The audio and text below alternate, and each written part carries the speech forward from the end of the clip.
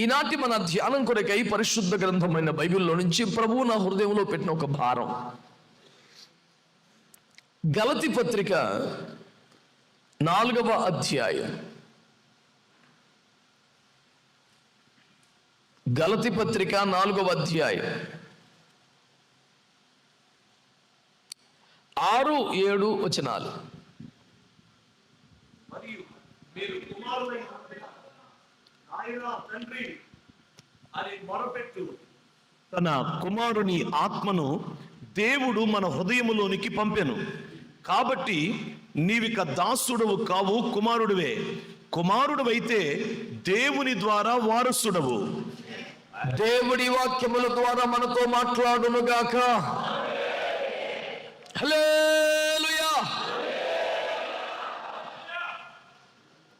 మొదలు తేడా. ప్రియులారా, దైవజనులారా, మీరంతా నా వైపు చూస్తూ ఈ మాటలు వినాలని కోరుతున్నాను. బహు దుఃఖము, మానని వేదన,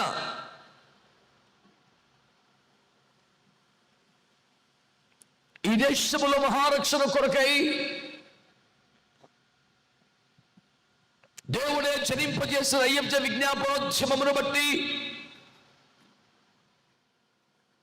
ప్రభు జరిగించుకుంటున్న మహిమ కలిగిన సేవల విషయములో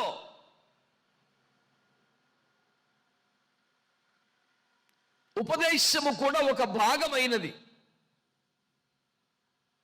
అయితే విజ్ఞాపనోద్యమములో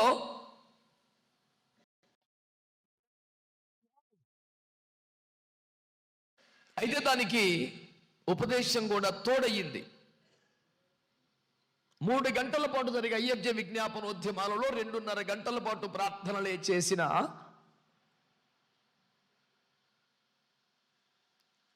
ఓ అరగంట అయినా దేవుని వాక్యాన్ని కలిసి ధ్యానం చేసే ఒక ఆరోగ్యకరమైన వాతావరణాన్ని దేవుడు అయ్యప్పలో అనుగ్రహించారు. ఆ కొద్దిపాటి ఉపదేశము ద్వారా ఆది అపోస్తలుల బోధలో నిలబడే కొద్దిపాటి శేషాన్నైనా దేవుడు తయారు చేయగలిగాడు. దాన్ని బట్టి మన బోధకుడైన పరిశుద్ధాత్మకు సమస్త మహిమ ఘనత ప్రభావాలు కలుగునుగాక. ప్రియులారా, ఉపదేశ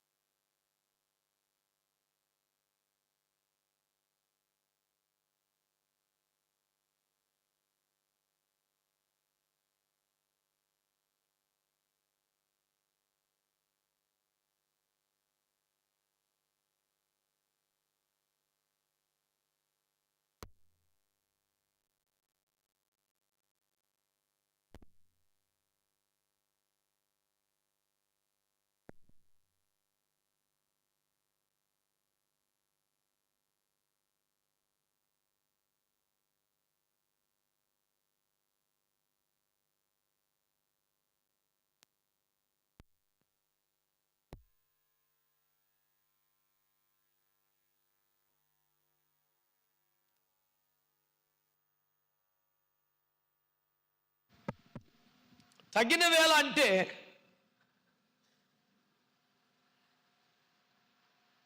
రాకడ దినములు, రాకడ కాలములు గనుక 2వ రాకడకు సందాన్ని సిద్ధపరిచే కాలములో మొదటి మూలపాఠాలు చెప్పకుండా కడవరి ఉజ్జీవములో మనము పాలు పొందుటకై ఒక మాట పట్టుకోండి. కడవరి వర్షము కొరకు ప్రార్థన చేయమని తండ్రిని వేడుకొనమన్నాడు కదా. కానీ అక్కడ రాసిన ఒక మాట, కడవరి వర్షం కొరకు కడవరి వానాకాలమున ప్రార్థన చేయమన్నాడు. తొలకరి వాన కాలములోనే కడవరి వాన కోసం ప్రార్థన చేసినా ఇయ్యడు. కనుక ఇది కడవరి వాన కాలమని ఆత్మ తేటపరుస్తూ ఉండగా కడవరి వాన పొందినట్లు ఏమి చేయవలెనో అనే ఉపదేశములను కూడా సమయోచితంగా సిద్ధపరిచి అందిస్తూ పాత నిలవ సరుకు చేత ఆరోగ్యాలు దెబ్బతినకుండా ఎప్పటికప్పుడు తల వద్ద నిప్పుల దగ్గర కాల్చిన ఒక తాజా రొట్టెను పెట్టి శిఖరములెక్కే బలమును పొందినట్లుగా దేవుని చేతిలోని ఒక పని మనిషిగా దాసుడిగా బ్రతకటానికి ఎప్పుడూ ప్రయత్నం చేస్తూ ఉన్న దాన్ని బట్టి నేను ప్రభుని స్తుతిస్తూ ఉన్నాను. ప్రతి ఆదివారం 4 సందేశాలు ఇచ్చినా, ప్రతిరోజు 3 కోడికల్లో మాట్లాడినా, సాధ్యమైనంతగా ఒక నూతన రొట్టె మీకు అందించడానికి నేను ఎప్పుడూ దేవుని భయము కలిగి నిరంతర పరిశోధన అన్వేషణ కలిగి తింటున్నా, నడుస్తున్నా, ప్రయాణిస్తున్నా నిరంతరము ఆత్మలో ప్రార్థన చేసుకుంటూ లోపల సిద్ధపడుకుంటూ మీకు ఈ పరిచర్యలు చేయడానికి అప్పగించుకొని ఉన్నాను. ఒక సహోదరుడు అడిగాడు, అన్న అసలు ఇన్ని ప్రసంగాలు నువ్వు ఎప్పుడు ప్రిపేర్ అవుతావు? మాతోనే ఉంటున్నావుగా ఎప్పుడు చూసినా. నిజమే, మరి నాకు ప్రైవేట్ లైఫ్ ఏముంది? నేను ఎప్పుడైనా సపరేట్గా కాసేపు అలిసిపోయి పండుకుందాం అనుకుని నన్ను పండుకొని ఎవరి భక్తులు ఎక్కువ ఉన్నారు. నువ్వు ఏడగ్గ తీసుకున్నా స్వరపడే భక్తులే ఉన్నారు. దేవునికి స్తోత్రం. దాన్ని ఏమి నేను కంప్లైంట్గా చెప్పట్లా. అలాంటి ఒక అన్న దగ్గరికి మేము ఎప్పుడైనా పోవచ్చు, అన్న నిద్రను కూడా భంగపరచవచ్చు అనే స్వాతంత్రం ఉన్నందుకు నేను సంతోషపడుతున్నాను. నాకు కలిగినది ఆటంకమైన మీకు కలిగిన స్వాతంత్రం బట్టి దేవుని సంతోషిస్తాను. మరి ఏం చేయాలా దేవుని స్తోత్రం. ఇప్పుడు నేను అలిసి సొలిసి వచ్చి అడ్డం పడి ఒక గంట పడుకుందామంటే అప్పుడు కూడా నా గదిలో జొరబడిన లేపే స్వతంత్రం ఉన్న వాడికి ఇంకా స్వతంత్రం ఏంటంటే అప్పుడు కూడా నేను చిరునవ్వుతో లేవాలి. అది రూల్ ఆడికి. నేను లేపితే చికాగ్గా లేచాడు అంటాడు వాడు. ఈ సుందర వదనం నా కళ్ళల్లో పెట్టుకొని నేను చిరునవ్వులు రువ్వుతూ లేవాలా నాయనా?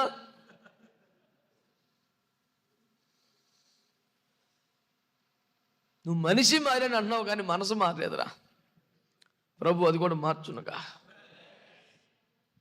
కానీ ఒక మాట చెప్పాలి, మనసు మారకపోయినా నువ్వు నీతిమంతుడి వేసమా?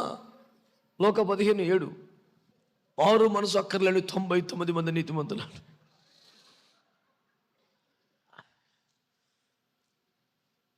నా ఉద్దేశం ఏంటంటే నువ్వు మారు మనసు పొందకముందే నీతివంతుడు కదా, నువ్వు ఇంకా పొందితే బేబచ్చకుంటావని నేను చెప్పేది. దేవునికి స్తోత్రం చెప్పండి. హల్లెలూయా. ఈ క్రమములో ఒక అత్యవసరమైన ఉపదేశాన్ని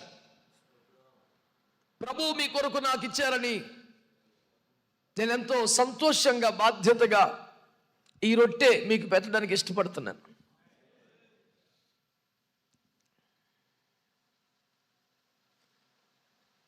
ఆసక్తి భారము కలిగి వచ్చిన వారికి ఈ ఉపదేశం దక్కాలి. ఎగ్గొట్టి ఇంటికాడ కూర్చున్న వాడికి దక్కకూడదు అని లైవ్ ఇవ్వద్దని చెప్పాను పొద్దున్న నేను. కానీ ఇక్కడికి వచ్చి కూర్చున్నాక నేను ప్రార్థన చేసుకుంటూ దుఃఖపడుతుంటే సోమరిపోతే ఎగ్గొట్టినోడి ఈ సందులో పడి నిజంగానే ఆశ ఆసక్తి ఉండి కూడా రాలేని ఏదన్నా ఇబ్బందిలో ఉన్న ఒక్క దైవజనుడు కూడా ఉంటాడేమో అని ఆ ఒక్కడి కోసం అందరికీ వదిలేశాను లైవ్. మళ్ళీ తీర్మానం రాత్రికి ఉంటుందో ఉండదో నాకు తెలియదు, కానీ ఇప్పుడుకైతే కలిగింది. ఎందుకంటే ఇంత కష్టపడి ఖర్చు పెట్టుకుని ప్రయాసపడి అర్ధరాత్రులు ప్రయాణాలు చేసి నానా సావులు తెచ్చి వచ్చిన దైవజనులకి సోఫాలో పడుకొని పకోడి తింటా ఇనేవాడికి ఒకటే ఎందుకు అని నేను అసలు లైవ్ ఇవ్వకుండా అని చెప్పి అన్నాను. మళ్ళీ ఇక్కడికి వచ్చాక 100% ఆశపడి ఏదో భయంకరమైన శ్రమలో పడి రాలేక దుఃఖపడుతున్నటువంటి దైవజనుడు ఏ ఒక్కడు కూడా బాధపడకూడదని ఆ ఒక్కడి కోసం ఆ ఓడలో వాళ్ళందరినీ బతికించేసినట్టు యేసుప్రభు. అందరికీ వదిలేద్దాం. దేవునికి స్తోత్రం. ఇక విమర్శించేవాడు, తిట్టేవాడు, పేర్లు ఎట్టేవాడు, వంకలు ఎట్టేవాడు, ఏదో పట్టుకున్నాడు ఎప్పుడూ ఉంటాడు. ఆడు కూడా ఉండాలి, ఎందుకంటే గ్రౌండ్ నిండాలి కదా. దేవునికి స్తోత్రం. అల్లు ఉండాలా మంచి వాళ్ళందరూ. దేవునికి స్తోత్రం చెప్పండి. హల్లెలూయా. దాయి అన్ని గురించి నీకేముంది, నాకు 1000 కేసేమని చెప్పాను దా. తర్వాత చూసుకోండి, అసలు మీ ఓడికి 1000 అర్థం ఏంటి మనిషి లాస్ట్లో కనుక్కో. దేవునికి స్తోత్రం. హల్లెలూయా. దేవునికి స్తోత్రం కలుగునుగాక. కనుక దేవుని బిడ్డలారా, జాగ్రత్తగా ఈ మాటలు విందాం. వాక్యములో ఏమని రాయబడింది మరొకసారి చదువు నాన్న. 6-7 వచనాలు, గలతీ పత్రిక 4వ అధ్యాయం. మరియు మీరు కుమారులై ఉన్నందున నాయనా తండ్రి అని మొరపెట్టు తన కుమారుని ఆత్మను దేవుడు మన హృదయములోనికి పంపెను.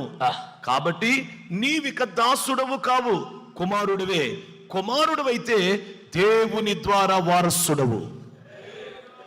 అందరూ చెప్పండి, నేను కూడా వారసుడనే. మంచిగా విశ్వాసంతో చెప్పండి. అసలు ఈ బాధ, ఈ దుఃఖం, ఈ విలువ, ఈ గొడవ మనకు అర్థం కావడానికి ఈ ఖరీదైన వాగ్దాన సంబంధమైన ఒక మంచి మాటనే మూలవాక్యంగా మీ దృష్టికి తేవాలి అన్న తాపత్రయంతో నేను ఇది చదివాను.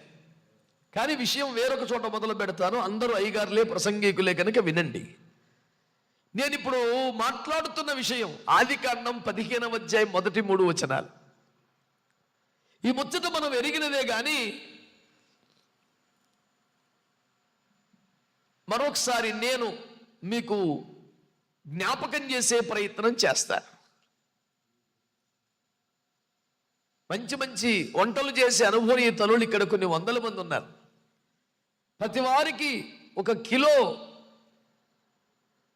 వంకాయలు ఇవ్వండి. అందరూ ఒకలాగే వండుతారా? ఒక్కొక్కరు వండితే 1 ముద్ద కూడా ఎవరికి పెట్టకుండా మనమే తినేయాలనిపిస్తుంది. ఇంకొకరు వండితే ఆ మొదటి ముద్ద కూడా ఎవరు చూడకపోతే పడేద్దాం అనిపిస్తుంది. అవే వంకాయలు, అవే మెటీరియల్ ఇస్తే కూడా. ఆదికాండము 15వ అధ్యాయం మొదటి 3 వచనాల్లో జరిగినటువంటి సన్నివేశం మీకు గుర్తు చేస్తాను, చదవక్కర్లేదు. అక్కడ అబ్రాము గారు, ఇంకా అబ్రహాం అబల, అబ్రాము గారు వీర విజయముతో ఇంటికి తిరిగి వచ్చిన శుభవేళ. ఆమేన్. నన్ను చూస్తా వినండి.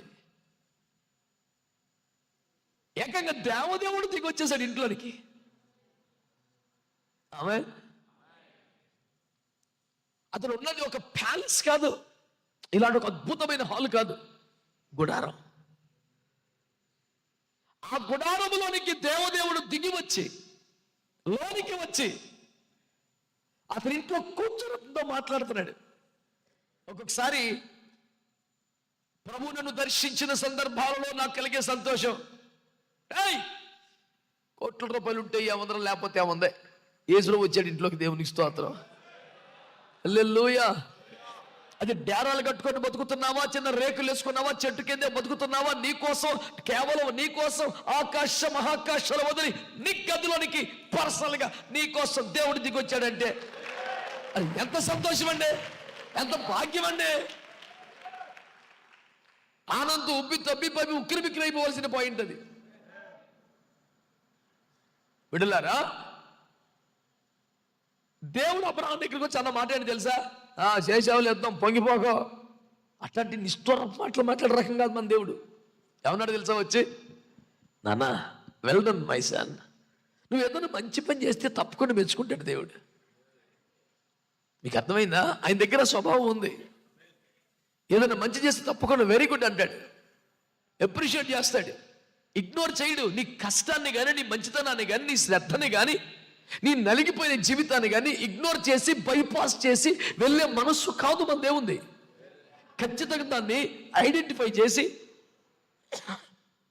దాన్ని ఎక్నాలెడ్జ్ చేసి, దాన్ని అప్రిషియేట్ చేసి, ప్రోత్సాహకరంగా ఏదో ఒక ఆశీర్వాదాన్ని చెల్తాడు. అలాంటి మంచి దేవునికి మనము కుమారులమైనందుకు నేను సంతోషపడుతున్నాను. హల్లెలూయా. బిడ్డలారా, దైవ సేవకులారా, శ్రద్ధగా ఈ మాటలు మీరు వినగలిగితే, ఆ తలుపులు తీసింది ఎవరో అడ్డగోలుగా బయటికి లోపల తిరుగుతున్న దానికి కారణం ఏంటి?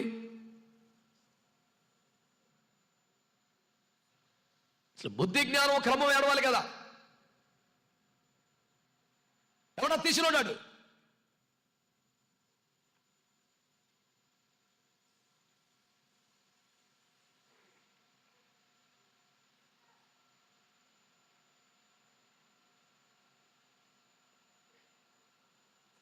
ఇప్పటికైనా సరిగా తగలబడి అక్కడ కూర్చోండి. ఎవడొకడు జనాభా లెక్కలకి ఎందుకురా మరి?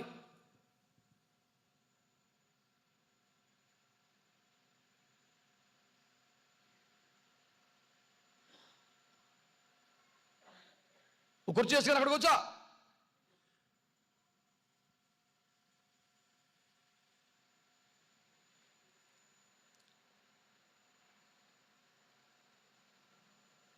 అందరికీ మారు మనసు రావాలని ఒక స్తోత్రం చెప్పండి.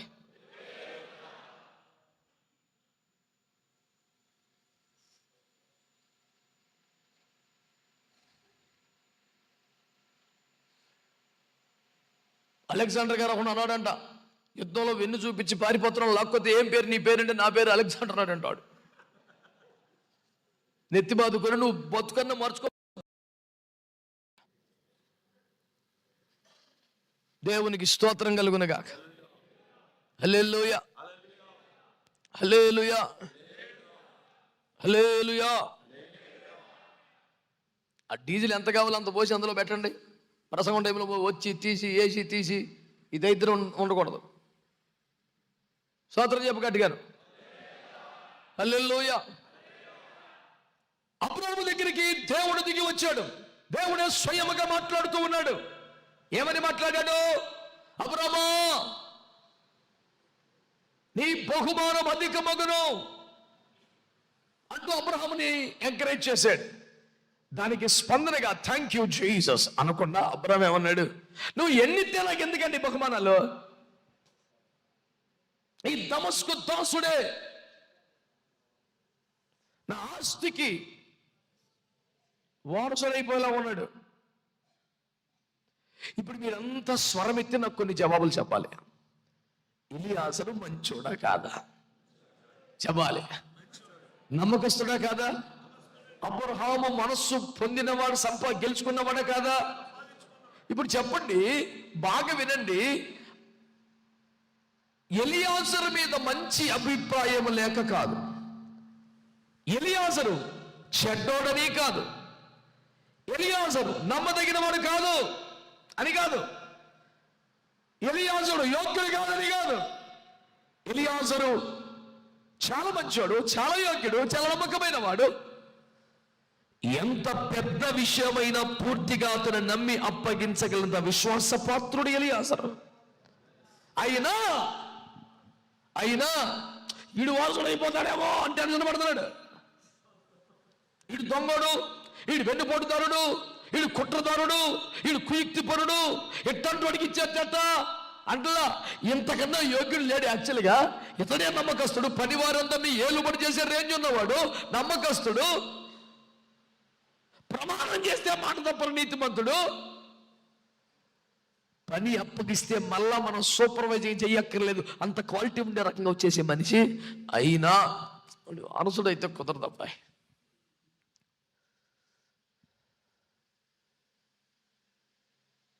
ఒక వ్యక్తికి కానీ, ఒక కుటుంబానికి కానీ, బాగా వినండి, ఒక సంఘానికి కానీ, ఒక పరిచర్యకు కానీ, ఒక ఉద్యమానికి కానీ వారసుడు ఎలా వస్తాడు? వారసుడు ఎవడవుతాడు? అతనుకున్న యోగ్యతను బట్టా, నమ్మకత్వాన్ని బట్టా? ఒకవేళ అవే అయితే ఎలియాజరుకి ఏమి లోటున్నది? ఎంతో నిగూఢమైన అత్యవసరమైన సందేశం ఇది. దయతో ఆత్మతో మీరు ఏకీపించాలని మనవి చేస్తూ ఉన్నా. ప్రకృతి సంబంధమైన మనస్సు రాకూడదు. ఆత్మ సంబంధమైన కోణమును మీరు చూడాలని నేను ప్రభు పేరట మీకు మనవి చేస్తున్నాను. ఏదో నేర్చుకొచ్చిన ప్రసంగాలు, రాసుకొచ్చిన ప్రసంగాలు డౌన్లోడ్ చేసినవి కాదు. దయచేసి మీరు అర్థం చేసుకోండి. మాకు ఒక దారి చూపించు ప్రభువా, మేము ఏ నిర్ణయం తీసుకోవాలా, ఏ వైపు పోవాలా అని మొర్ర పెడుతూ ఉన్నప్పుడు ఒక దిశ నిర్దేశము చేయుటకై దేవుని పరిశుద్ధాత్మ మాట్లాడిన సత్యములని మీకు జ్ఞాపకం చేస్తున్నాను. బిడ్డలారా, ఎవడు వారసుడవుతాడు? ఆ సందర్భం ఏంటి తెలుసా? సొదొమ రాజులను కాపాడడానికి కదొర్లాయోమ రాజులను చంపి వీర విజయం సంపాదించి ఉత్సాహంతో తిరిగి వస్తున్నప్పుడు మెల్కీసెదెకు కనబడుతున్న పరిశుద్ధాత్మ ఎదురు వచ్చి శబాష్ కొడుక అని మెచ్చుకొని రొట్టె ద్రాక్షరసం ఇస్తే తన సంపాదనలో దశంభాగం ఇచ్చి సొదొమ రాజు కృతజ్ఞతగా సొంతంగా చేతులు పెట్టబోతే నాకు వద్దులేనన్న, నేనే అబ్రహామును గొప్ప చేశాను రేపొద్దున అనకుండా చిల్లిగమ్మకుండా కొద్దు. సందర్భం వచ్చింది కానీ ఒక మాట అంటాను, అది నా అంశంలోది కాదు. గతంలో ఒకసారి సంపూర్ణంగా దాని మీద మాట్లాడాను. నాకు చిల్లిగా వద్దు కానీ ఈ పడుచు వారికి అన్నం పెట్టి అంటాడు. సమగ్రంగా ఒకరోజు దాని మీద మాట్లాడాను. సందర్భం వచ్చింది కాబట్టి ఒక మాట, మనం తిన్నా తినపోయినా మన దగ్గర పరిచారకుల బిడ్డల్ని కొంచెం మంచిగా చూసుకోవాలి. సేవకుల లక్షణం అది. మీలో చాలా మందికి కనీసం సపట్లు కొట్టే అంత మనసు రాలేదంటే మొత్తం నువ్వే తినేస్తావా దుర్మార్గం అని. అటవా ఆ పిల్లగాళ్ళకి పెట్టాలి తిండి.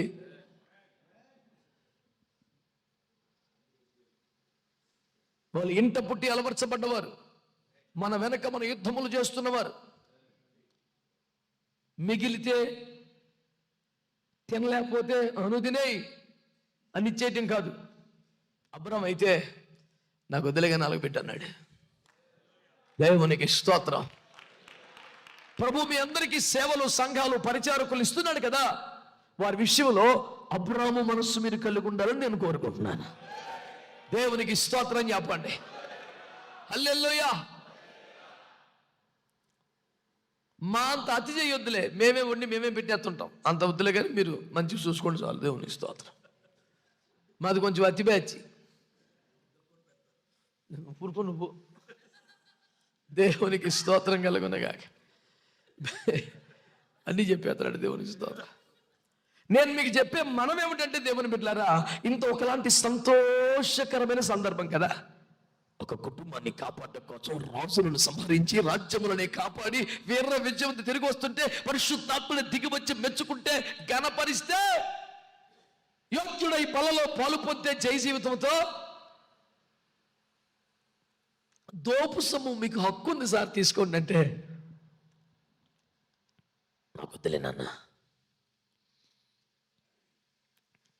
యుద్ధం చేసి గెలిచిన దోపు సొమ్ము మీద ఆశతో నేను రాలేదు. నా తమ్ముడు కుటుంబం కోసం వచ్చాను. చల్లారిపోయి సంఘంలో చెల్లిపోయి సహవాసాలు దూరం బలహీనైపోయిన ఆ ఒక్కరిని కాపాడుకోవటం వచ్చాను తప్ప యుద్ధం చేస్తే కొద్ది గొప్ప వసద్దు కదా.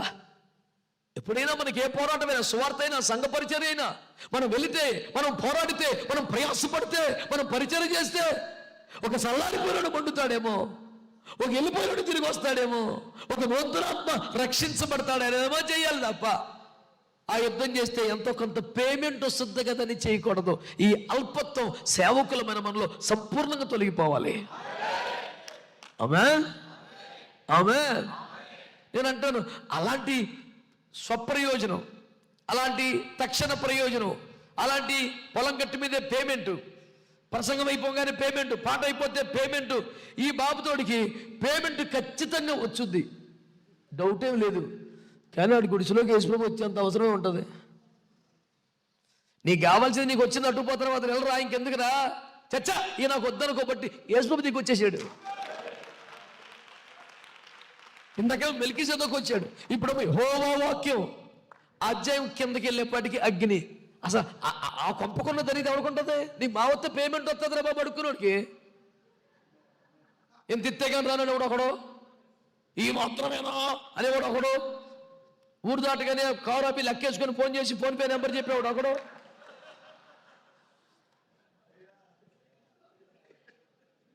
దైవ మా తమ్ముడు వెనకాల పలుకుతున్నాడు. ఎన్ని బాధ్యత సంఘాలు అన్నీ. దేవునికి స్తోత్రం. నువ్వు పనివాడు చేతులకు పోతుడే మూర్చోడు ఎద్దు మూతికి చిక్కం పెట్టదు, నీ రెఫరెన్స్ అన్నీ కరెక్టే. నువ్వు సూపరు, నువ్వు అలాంటి రెఫరెన్స్లు బాగా గుర్తుంటా నీకు. నేను కాదంటలా, అంతోటి దానికి యేసుప్రభు ఎందుకు వస్తాడరా నీ ఇంటికి అంటున్నాను. కానీ వీడు ఒక ఆత్మ కోసం తిప్పలు పడుతున్నాడు కానీ పేమెంట్ కోసం చూస్తలేదు. వీడు అన్ని మురిసిపోయి దిగొచ్చేస్తాడు ఇంటికైనా. ఆయనే వస్తే ఈ ఉంటే అంత లేకపోతే అంత వేసి రక్తం ఏం చేయం. ఆయనే రాకపోతే ఈ ఉంటే అంత లేకపోతే అంత. రెండుకి అదే డైలాగ్, వేసి రక్తం ఏం చేయం. స్తోత్రం చెప్పరా? మాట్లాడతలేదు మీరు సరిగ్గా. ఆయన వస్తే రేంజ్ వేరు ఉండదు సార్. ఆ ఎంత రేంజ్ అసలు కేజీ తినేసినోడికి అరక్కాడ చచ్చిపోతుంటాడు. ఆయన లేకపోతే ఉన్నప్పుడు మనం నీళ్ళు తాగినా మనకు తృప్తిగానే ఉంటుంది. ఏమన్నాడు బైబిల్లో? రొట్టె ముక్క తిన్న చాలరా అన్నాడు. మిగతా వాక్యం మీకు తెలుసు కదా. ఆకుకూరలు తిన్నా చాలరా బాబు అన్నాడు. తిన్నందున ఎక్కువ లేదు, తిననందున తక్కువ లేదు అన్నాడు. స్తోత్రం చెప్పరు? ఎందుకంటే ఇవన్నీ పెద్దగా ఇష్ట పదార్థములను ఎంకరేజ్ చేయట్లేదు కదా. దేవునికి మహిమ కలుగునగా. ఒకడు అంటున్నాడు, అన్న నువ్వు వాక్యం అని చెప్తున్నావు, ఎటు తిరిగి తిండి మీదకి వస్తున్నావు నువ్వు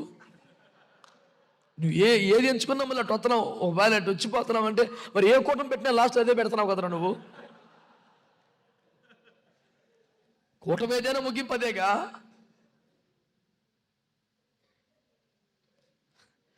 నువ్వైతే పెట్టొచ్చు, నేను చెప్పకూడదా?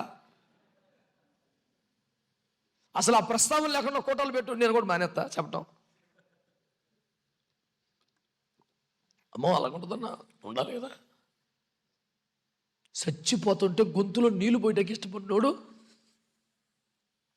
భోజనాలు అంటే మేక నేను కొని పెడతా అంటాడు.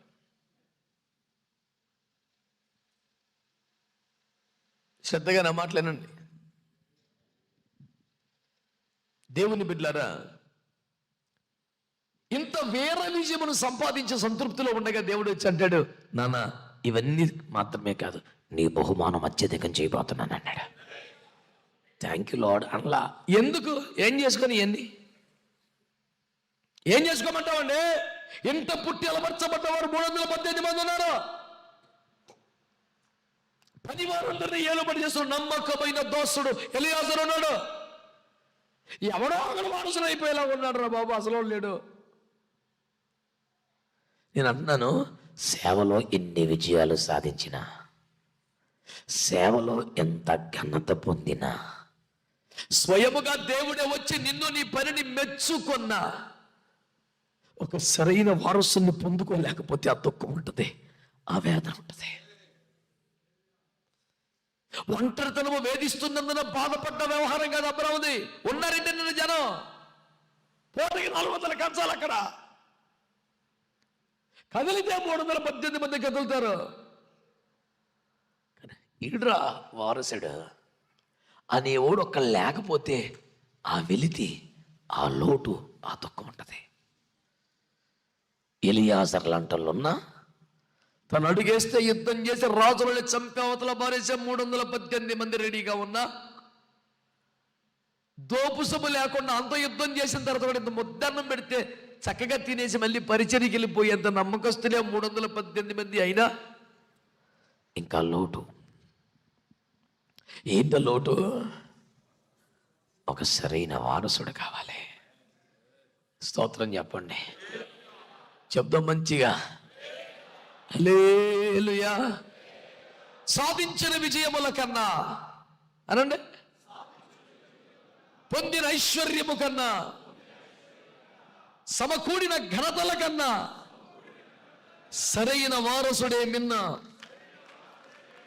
అది నీకు అర్థం అవ్వలేకపోతుంది. దేవునికి స్తోత్రం కలుగునుగా. గుండె మీద చేపెట్టుకొని చెప్పండి, సంఘములో దశమభాగం ఇచ్చే వాళ్ళు ఉన్నారు, సంఘములో పరిచర్య చేసే వాళ్ళు ఉన్నారు, ఓ సంఘములో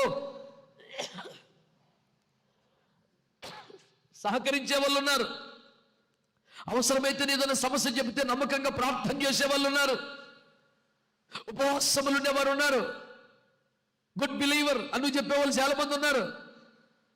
నాదొక్క మాట చెప్పు,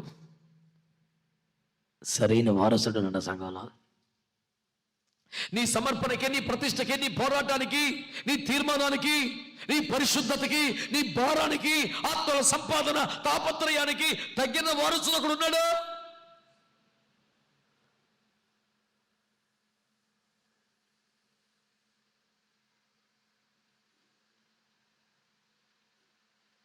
ఆదిమ సంఘములో శిష్యులు ఉండేవారు, నేటి సంఘములో విశ్వాసులే ఉంటున్నారు. ఆదిమ సంఘ విశ్వాసుల్లో సమర్పణ ఉండేది, ఇప్పుడు స్పాన్సర్సే ఉన్నారు. ఏ పరిచయం చేసినా అయ్యారు మీకు ఎందుకు మేము చూసుకుంటాం అని ఖర్చంతా మీదేసుకునే విశ్వాసులు ప్రతి సేవలో కొత్త గొప్ప ఉండబట్టే సేవ నడుస్తుంది. అది ఎక్కడ చెప్తాం మనం? సేవ నీదని నాదని కాదు, ప్రతి వారి సేవలో కొత్త గొప్ప భారం మోసేవాళ్ళు. ఆ మాట అనకూడదేమో కానీ కొంతమంది అయితే they work like bond servants, you know.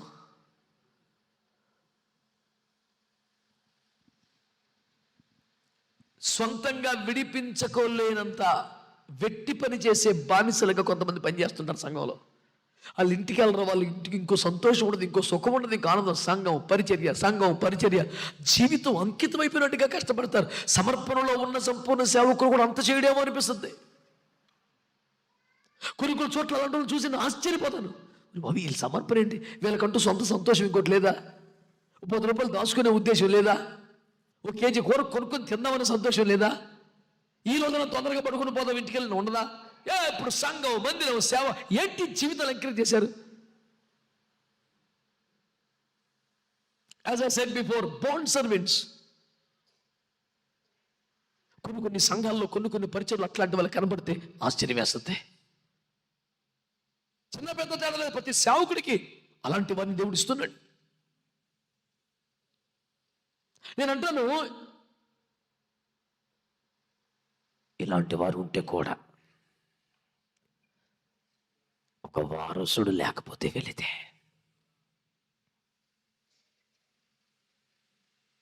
మీరు జాగ్రత్తగా ఈ మాటలు అర్థం చేసుకునే ప్రయత్నం చేయండి.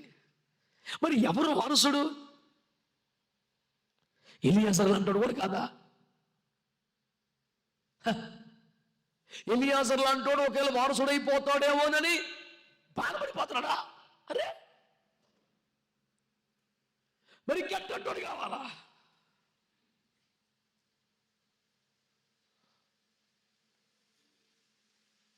ఈ రోజున కొన్ని మంచి యోగ్యతలే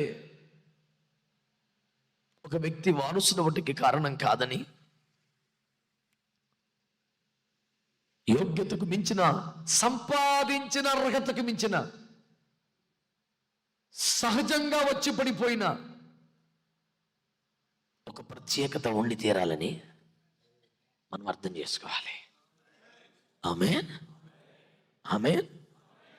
కాబట్టి ఈ ఎలియాజరు వారసుడు అయిపోతాడేమో నాకు బెంగ ఉందన్నాడు. అలాగే అబ్రహాం గారు స్వార్థపూరితమైన మనిషా? తను అక్కర్లేదనుకుని వెళ్ళిపోయినోడికి దెబ్బ తగిలితే పరిగెత్తికి వెళ్ళిపోయి యుద్ధం చేసిన మనిషి అండి. ఏ రాజులను కాపాడాడో ఆ రాజులు తన హక్కుముక్తంగా లభించాల్సినటువంటి దోపు సొమ్మును కూడా ఇస్తుంటే వద్దన్న మనిషి అండి. స్వార్థం అనే మాటకి అవకాశం లేని వ్యక్తి కదా అబ్రహాం గారు. ఆయన అన్నాడు ఈడైపోతాడేమో ఇప్పుడు వారసుడు అని.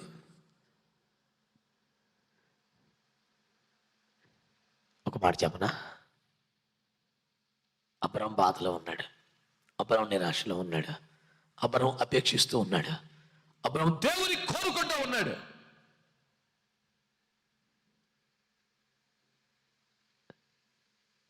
తను పిలిచిన వాడు తనకిచ్చిన వాగ్దానాన్ని నమ్మి ఈ సంభాషణ అంతా చేస్తున్నాడు. మీకు సంగతి తెలుసా? ఈ అధ్యాయంలో ఈ సందర్భంలోనే అబ్రహాము దేవుని నమ్మెను, అది అతనికి నీతిగా ఎంచబడెను. అని రాసింది ఈ సందర్భంలోనే. ఈ కాంటెక్స్ట్ లో సరిగ్గా వాడింది అది. ఇప్పుడు నా బాధ, నా బోధ ఏంటంటే నీకు నీకు నీకు నీకు నీ సేవకి, నీ దర్శనానికి, నీ పరిచర్యకి, నీ సంఘానికి ఒక నమ్మకమైన యోగ్యుడైన వారసుడు కావాలి.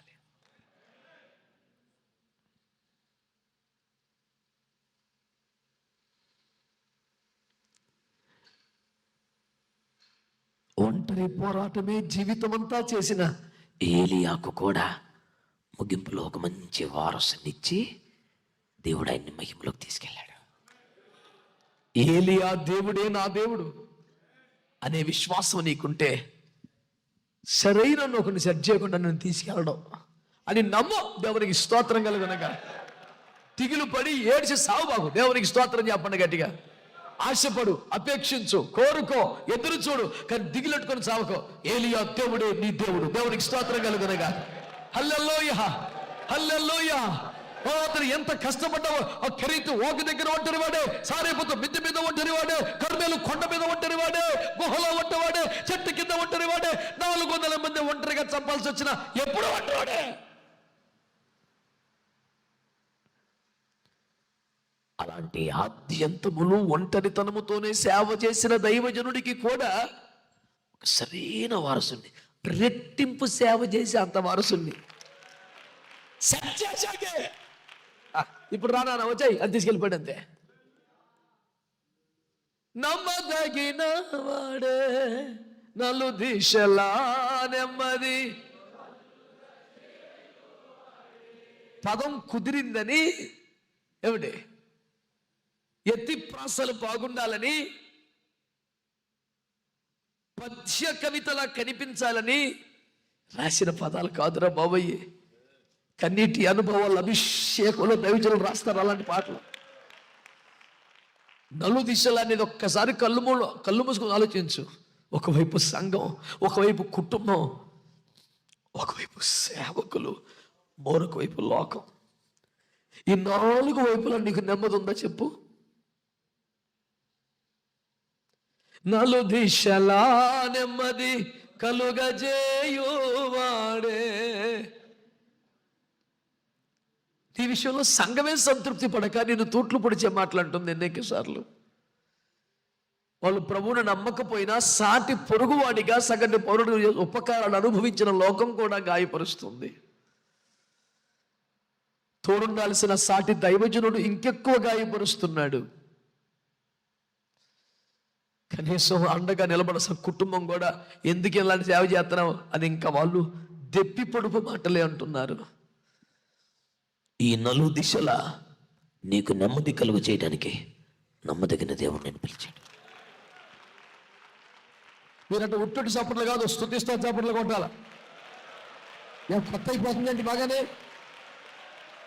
ఆత్మతో సత్యముతో దేవుణ్ణి ఆరాధించే వాళ్ళం మనం. నిశ్శబ్దంగా మౌనంగా కాదు.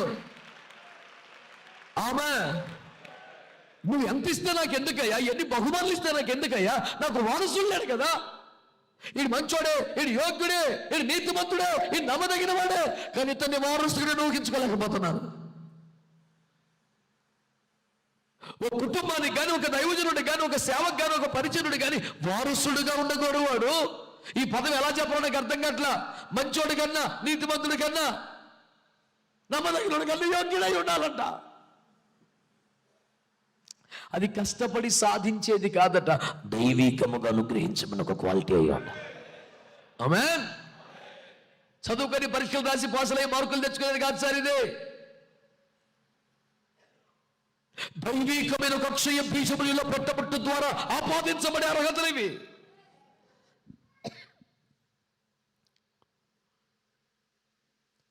అందుచేత ఈడు వారసుడు కాదు, నాకు వారసుడు కావాలి అని అబ్రహాం యొక్క సమంజసమైనటువంటి మనవిని మన్నించిన దేవుడు ఉదించిన కళేబరముల మధ్య అబ్రహామే నడిచి నిబంధన చేయవలసి ఉండగా నిబంధన మీరితే వచ్చే నష్టం అబ్రహాం మీద పడకూడదని, ఆ నష్టాన్ని కూడా తన మీద వేసుకోవాలని, అబ్రహాముకు అప్పటికప్పుడు కావాలని నిద్ర పట్టేలా చేసి అబ్రహాము స్థానములో తాను నడుచుట ద్వారా నిబంధన మీద ఆయన సంతకం పెట్టి జరిగిన అబ్రహాము సంతానపు దోషానికి శిక్షగా సిలువలో చనిపోయి శాశ్వత పరిష్కారాన్ని కలిగించిన అద్భుతమైన దేవుడు మన ప్రభువు యేసు క్రీస్తు. ఎవరికి స్తోత్రం చెప్పండి. ఇర్మియా గ్రంథంలో దేవుడు మాట్లాడతాడు, ఎవరైతే నిబంధన మేరతాడో దూడను వధించి 2 కళేబరములు చేస్తారే ఆ దూడ వలె వాడు చస్తాడు అని రాశాడు. అబ్రహాము దేవునితో నిబంధన చేశాడు. ఇప్పుడు పశువును దూడను వధించేయడు. మధ్యలో అబ్రహాము నడిస్తే ఆ నిబంధన మీరితే ఆ దూడ వలె అబ్రహాము నరకబడాలి. నరకబడితే శిక్ష మొదలవుద్ది, ధర్మశాస్త్రం నెరవేరుద్ది, కానీ పరిష్కారం దొరకదుగా. అందుకని అబ్రహాముకి అకస్మాత్తుగా గాఢ నిద్ర కలుగజేసి, ఏంటి ఎదురుకుండా దేవుడు ఉన్నాడా, పశువుని తీసుకొచ్చి నరికాడా, చేతులు కత్తి, రక్తం, ఇదంతా బీతం హవా. అప్పుడు ఎవరు నిద్ర పడుతుంది ఎవరికన్నా? నిద్ర పట్టే మూమెంటా? భయంకరమైన పరిస్థితి. చేతులు కత్తి ఉంది, రక్తం ఉంది, పశువు మాంసం అంతా ఉంది, నిద్ర చేసింది. అంటే నిద్రపోకపోతే, నిద్ర పుచ్చకపోతే అప్పుడు అబ్రహాం నడుస్తాడు అక్కడ. అంటే అబ్రహామే నిబంధన చేసినట్టు అబ్రహాము సంతానం మీరితే శిక్ష అబ్రహాం మీదకి వస్తుంది. దేవుడు అబ్రహామును తప్పించడానికి నిద్రపుచ్చి తాను నడిచాడు. ఎవడైనా అగ్రిమెంట్లో 2 సంతకాలు ఒకటే పెడతాడా? నాకు ₹1,00,000 ముట్ని ఇంకా 90 లక్షలు రావాలి అని సంతకం పెడితే ఆ 90 లక్షలు ఇవ్వాల్సి 2వ సంతకం పెట్టాలా? ఈ 1,00,000 పుచ్చుకున్నవాడు 90 లక్షలు రావాల్సినోడే 2వ సంతకం పెడితే, నా పేరు ప్రేమ, ఆయన పేరు దేవుడు. మన పక్షంగా నిబంధన చేసి మన పేరులు కట్టుకున్నాడు ఎవడంటే ప్రపంచంలో ఒక యేసు ప్రభు మాత్రమే పని చేయగలడు. ఇది నీ ప్రేమకే సాధ్యము, వివరించుట నాకు అసాధ్యము. ఎవరి వల్ల కాదు, ఎవరు చేయలేరు, చేసిన దాన్ని వివరించలేరు కూడా. విడలారా, ఇంతగా చేస్తున్నాడు దేవుడు. ఏంటయ్యా ఇదంతా? 17 అధ్యాయంలోకి వెళ్తే అంటాడు, నా మాట వినండి జాగ్రత్తగా. 16 ఇది 15 జరిగింది కదా. 16లో ఇష్మాయేలు గొడవ, అమ్మగారు పంపించేమన్నారు. అయ్యా, దమస్కు వాడంటే బాగా వినాలి అందరూ. దమస్కు వాడంటే మనోడు కాదు, ఏదో నమ్మకంగా పనిచేస్తాడని తప్పడు, మనోడు కాదు. ఆడు వారసు నవ్వకూడదు అనుకున్నాను, కానీ ఇష్మాయేలు అయితే పర్లేదని ఉందయ్యా. శర్మ పంపించేయమంటుంది. ఆడు వారసుడయ్యా, అటు పంపించమంటావు అంటే దేవుడు కూడా పంపించేయ అన్నాడు. అయ్యా ప్లీజ్ అయ్యా, ఇంకెవరినైనా పంపగలను, కానీ నా కడుపును పుట్టినాడు బాబు, నేను పంపలేను. అంతే. కొన్ని సమంజసంగా, న్యాయంగా, వదులుకోలేనివిగా, మరిచిపోలేనివిగా ఉంటాయి మనకి. వదిలే వదిలే అని కూడా కాపాడతాను, బెంగెట్టుకోకు, దీవిస్తానులే. అతని విషయములో నీ మనవిని ఆలకించాను, కానీ శారమ్మ వలన నీకు కలుగు వాడే వారసుడు. మీరు చప్పట్లు కొడుతా స్తోత్రం చెప్పకపోతే ఒట్టొట్టి చప్పట్లతో హల్లెలూయా హల్లెలూయా హల్లెలూయా. ఎన్నో నిరాశలతో ఉన్నావు, ఎన్నో దుఃఖాలతో ఉన్నావు, ఎన్నో బాధలతో ఉన్నావు, ఎన్నో దుఃఖంలో బాధల్లో ఉన్నావు. ఎందరో దాటిపోతున్నారు, ఎంతమందిని పెంచిన వారసులు అవ్వలేదు. వీడు మంచోడు అనుకుంటే ఆడు వారసు అవ్వలేదు, ఇన్ని కన్నాలు అంటే ఆడు వారసు అవ్వలేదు. ఒక పక్క వయసు ఉడికిపోతుంది, బలము తగ్గిపోతుంది, ఇంట్లో సమస్యలు వచ్చేస్తున్నాయి, శారమ్మ మనసు గాయమైపోయింది, ఏ వైపు చూసిన దుఃఖమే. అయినా ఒక మార్పు చెందిన దేవుడు ఒక స్థిరమైన వాగ్దానం చేస్తున్నాడు. నీకు నేను ఒక వారసు నిలబడుతున్నాను, నీ కుటుంబం నిలబడబోతుంది, నీ సంఘం నిలబడబోతుంది, నీ సేవ నిలబడబోతుంది, నీ మినిస్ట్రీ నిలబడబోతుంది. అన్ని ఉడిగిపోయి, అన్ని అలసిపోయారు, అంతా దుఃఖమే, అంతా నిరాశ. ఈ దశలో నీకొక స్పష్టమైనటువంటి వారసుని ఇస్తాను అనే వాగ్దానం చేసిన దేవుణ్ణి చప్పట్లు కొడుతూ కృతజ్ఞతాస్తుతులు చెప్పండి. ఆగకుండా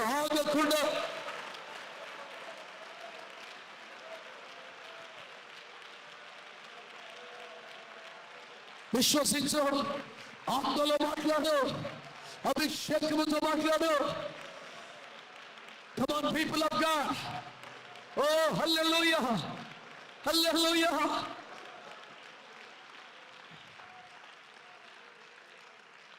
నీవు మనసు పెట్టుకున్నటువంటి ఇష్మాయేలైనా, నీకు గొప్పగా ఆసక్తి లేని ఎలియాజరైనా, నేను ఆశపడ్డవాడు పోయాడు, నా మీద ఆశ పెట్టుకున్నవాడు పోయాడు. దేవుడు ఎందుకు ఇలా చేస్తున్నాడు? ఎందుకు చేజాలనిస్తున్నాడు? ఎందుకు ఒక్కొక్కరు వెళ్ళిపోతున్నాడు? అబ్రాహాము పొజిషన్లో ఉంటే ఎండవేళ బయట ఎందుకు కూర్చోండి నీకు అర్థమైంది. గుండెలు అవిసిపోతున్నాయి. కానీ ఒక స్థిరమైన వాగ్దానం అతని దగ్గరికి వస్తుంది. నాన్న, నీకే ఒకరిని ఇస్తాట, వాడు పూర్తిగా నీ సొంతగా ఉంటాడు. నువ్వు బలిపీఠం మీద పెట్టిన మాట్లాడరా, అట్లాంటి ఒకటి ఇస్తాను.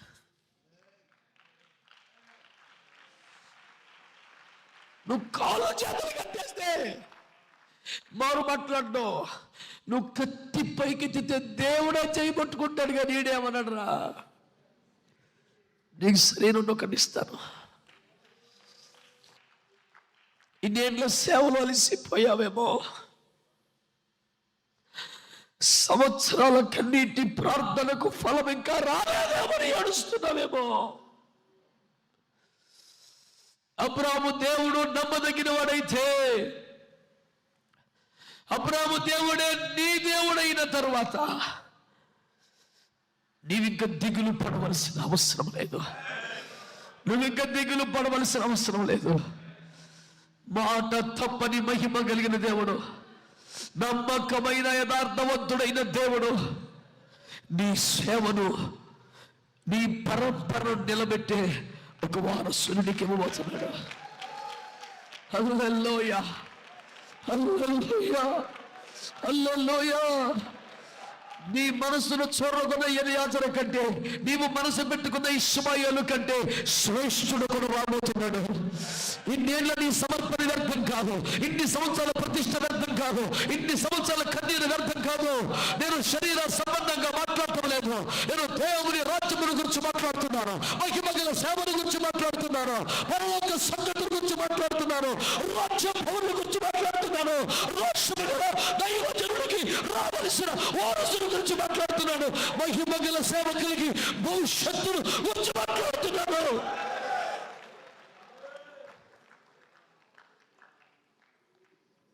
నీకు అనుగ్రహించబోతున్న వాడు ఏమంటాడో తెలుసా? తన బలిపీఠానికి తానే రాళ్ళు మోసుకునేవాడు రా నాయన. నీకు అనుగ్రహించబోతున్నవాడు ఎలాంటి తెలుసా? తన బలిపీఠానికి తానే కట్టెలు పేర్చుకునేవాడు. నీకు అనుగ్రహించబోయేవాడు ఎలాంటి తెలుసా? బల్యర్పణ క్రమాలన్నీ ఎరిగి కూడా గొర్రె పిల్ల ప్లేసులో మా నాన్న నన్ను పెడుతున్నాడు అని అర్థమై కూడా ఆనందంగా అప్పగించుకున్నాడు తప్ప, నాన్నానికి ఇది న్యాయమా అని ఒక్క మాట ఎదురు చెప్పని, ప్రశ్నించని, లోపల దుఃఖపడని నమ్మకమైన వాడిని దేవుడు నీకు అనుగ్రహించబోతున్నాడు. నీ ఎదురు చూపులు ఫలించే సంవత్సరం కాబోతుంది. నీ ఎదురు చూపులు ఫలించే దినము నీకు రాబోతుంది. నిరాశపరచని దేవుడు, మాట తప్పని దేవుడు, పక్షపాతము లేని దేవుడు, అందరిని ఒకే రీతిగా ప్రేమించే దేవుడు నిన్ను కనికరించే కొడుకులోకి నిన్ను తీసుకొచ్చాడు. ఒక విస్తారమైన కృపనికి ఇవ్వబోతున్నాడు. నీ మీద హస్తముంచబోతున్నాడు. నిన్ను జ్ఞాపకం చేస్తూ పోతున్నాడు. అందరూ చప్పట్లు కొట్టు దేవుని కనపరచండి. అన్ని భాషల్లో మాట్లాడి దేవుని స్తుతించండి. ఆత్మతో నింపబడిన వారై పరవశులై దేవునికి అప్పగించుకోండి. ఒక కృప పొందబోతున్నాం, ఒక అభిషేకం పొందబోతున్నాం, బలమైన కార్యం పొందబోతున్నాం, విస్తారమైన నూతన అభిషేకం, నూతన సత్తువ, నూతన శక్తి.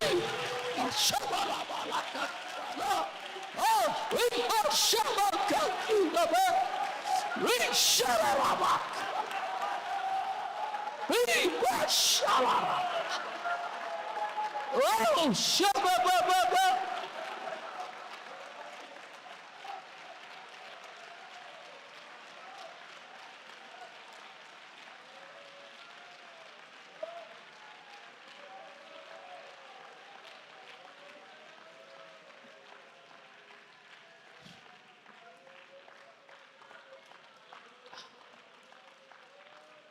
People of God, receive it by faith. Receive it by confession. Receive it by faith. Receive it by confession. విశ్వాసముతోను నోటి ఒప్పుకోలుతోను యేసుక్రీస్తు నామములో దీనిని స్వతంత్రించుకొనండి. దీన్ని స్వతంత్రించుకొందుము. దీన్ని స్వతంత్రించుకొందుము.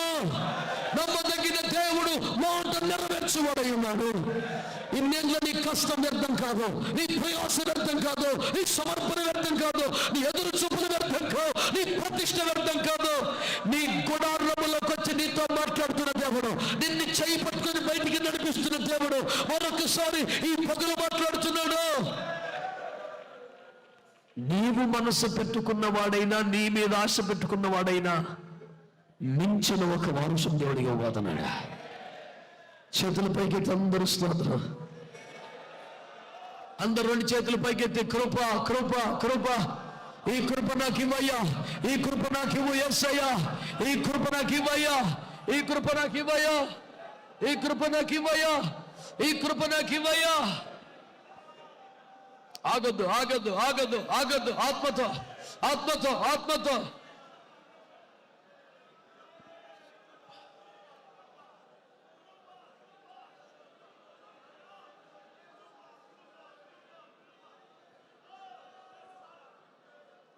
కృప వెంబడి కృపను పొందుచు, కృపలో జయ గీతమే పాడుచు, కృపలో జయ గీతమే పాడుచు. ఈ ఫ్యాన్ ఏమని చెప్పాలి? యేసయ్యా నీవే నాకని వేరెవరు నాకు లేరని. కొట్టు చాపట్లో. యేసయ్యా Glory!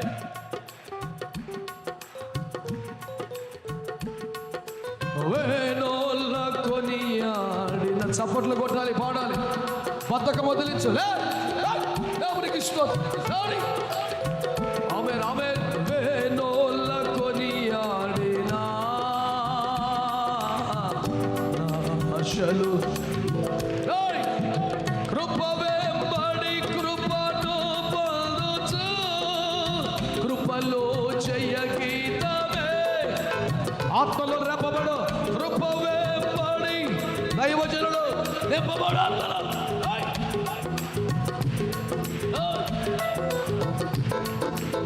కృపలో జయ గీతమే పాడుచు, యేసయ్యా నీవే నాకని వేరెవరు నాకు లేరని. నా జనులు ఇక ఎల్లడూ సిగ్గుపడనల్టివే. నా జనులు ఇక ఎల్లడూ సిగ్గుపడనల్టివే. కృప వెంబడి కృపను,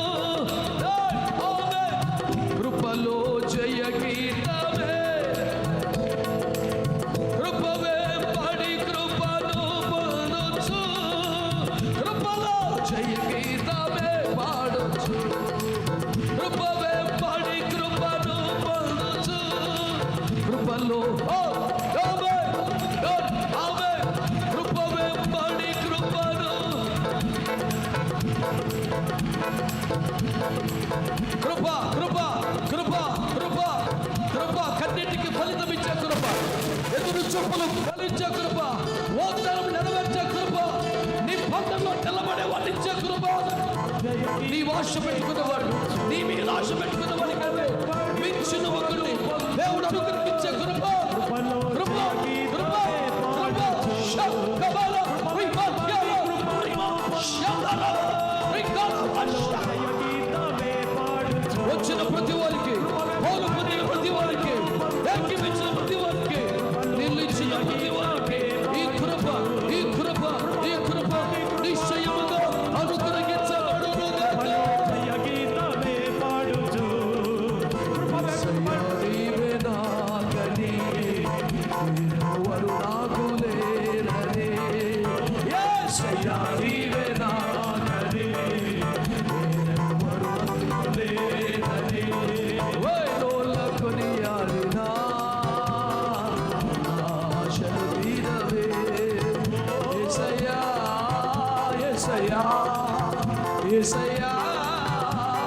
యేసయ్యా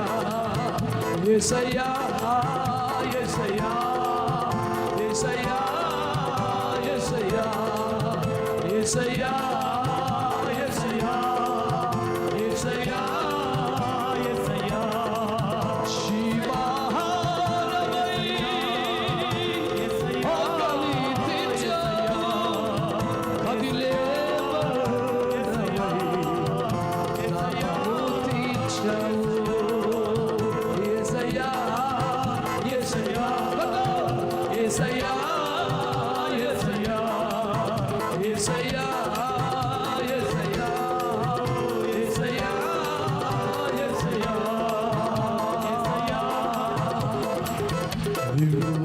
దేవుడనివే నమః యేసయ్యా పాపికి ఆశ్రయపురము నీవే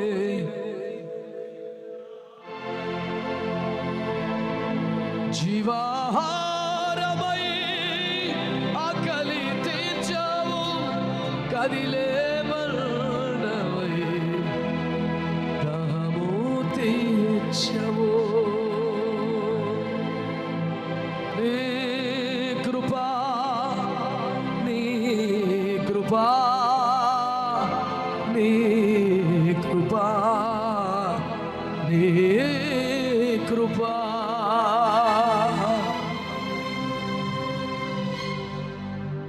కృపా కృపా ఇది నీ కృపా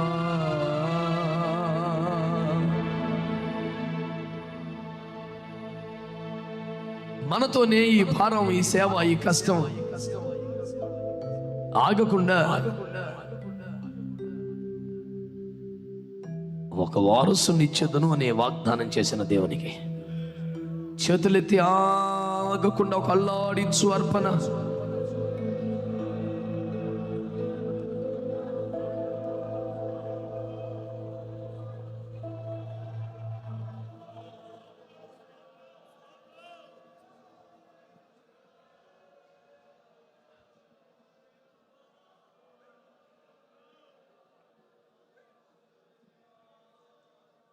ఆమె దేవునికి మహిమ కలుగునుగాక. గలతీ పత్రిక 4వ అధ్యాయము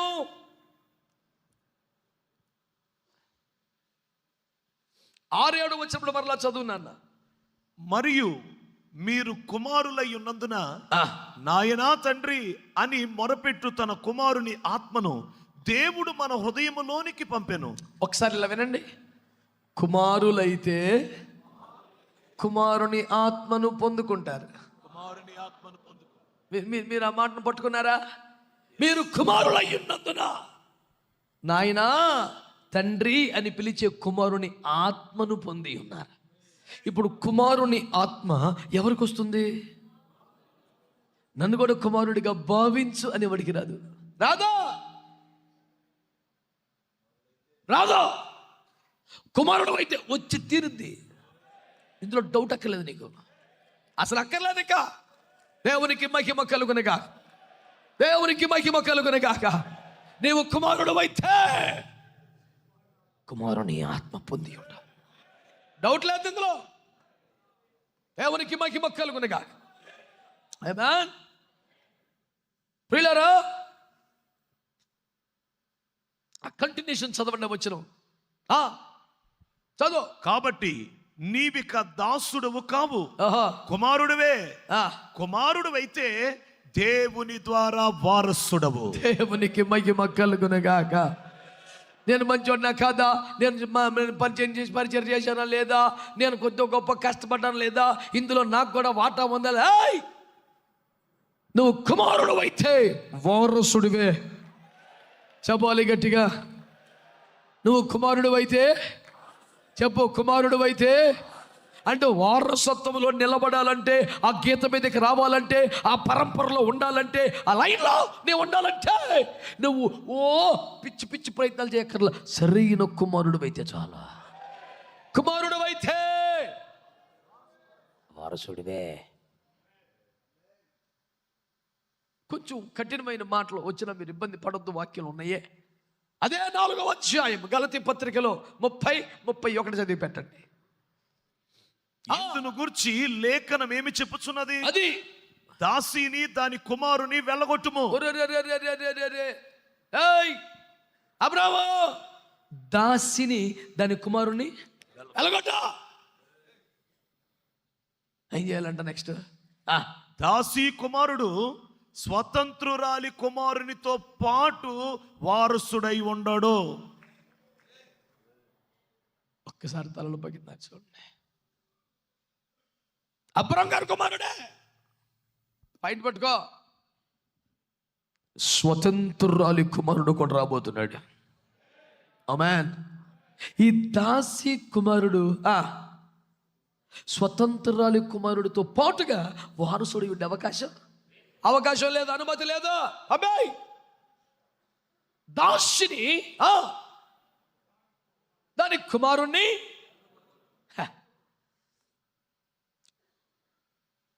అందరూ దైవజనులు కాక విడమర్చి చెప్పాల్సింది ఏమున్నది? నీ సేవలో హలో నేనైనా నువ్వైనా ఎవడు ఎక్కువ కాదు, వాక్యానికి అందరూ ఒకటే. అర్థమైందా? ఒకే కొలబతో కొలుస్తాడు నిన్నైనా నన్నైనా. ఇంకా నాకు 4 మార్కులు ఎక్కువ మైనస్ మార్కులు పెడతాడు నాకు, ఎందుకంటే చెప్పావు కదరా, గోబులు వాయించి పడేస్తాడు. మహిమ కలిగిన దేవుని సేవలు అన్నిటికన్నా కఠినమైన పరిచర్య వాక్య పరిచర్య. అదే ఇష్టం అందరికి, ఎందుకంటే ఈయనవాడికి 10 రూపాయలు చెప్పినవాడికి 10 రూపాయలు ఫైను. ఇదే ఎక్కువ సావు.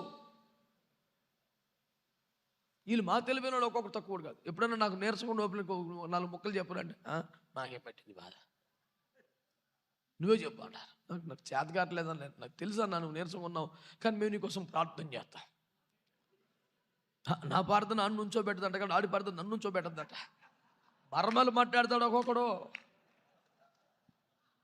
ఈ మార్మికమైన దైవజనులందరిని బట్టి దేవునికి స్తోత్రం. ఇప్పుడు మాట్లాడరా దేవుని స్తోత్రం, హల్లెలూయా. ఇదే పోలు చూస్తలేదు నేను. అయ్యో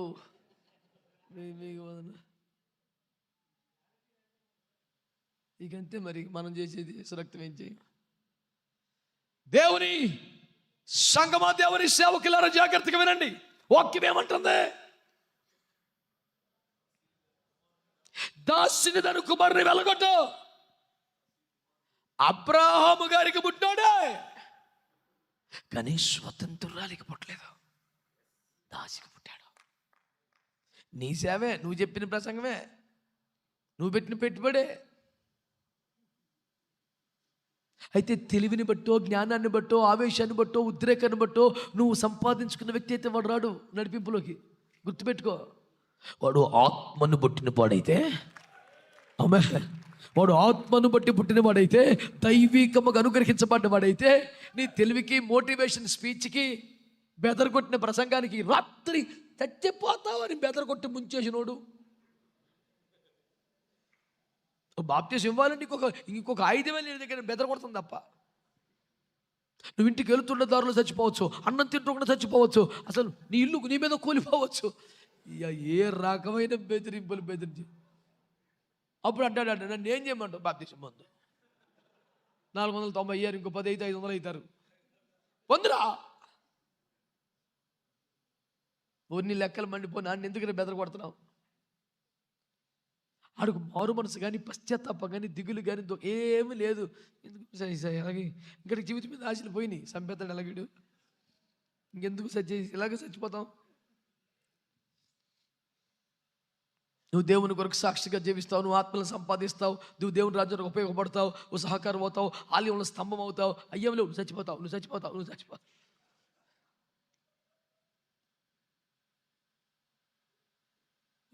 ఇచ్చారా బాబు, ఇచ్చే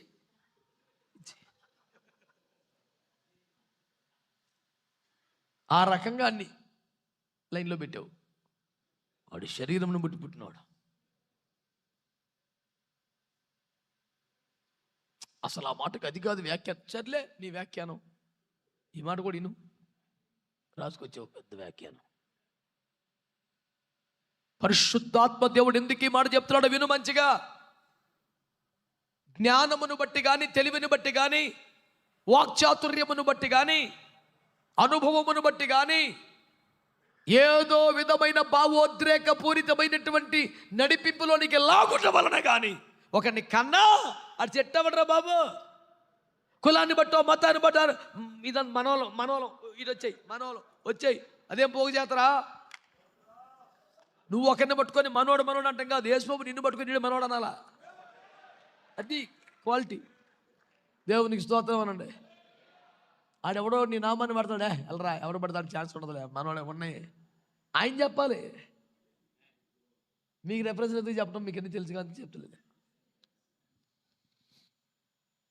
పైగా కొత్త పుస్తకంలో ఫస్ట్ పుస్తకం అదేగా, నీకు ఎందుకు చెప్పడం.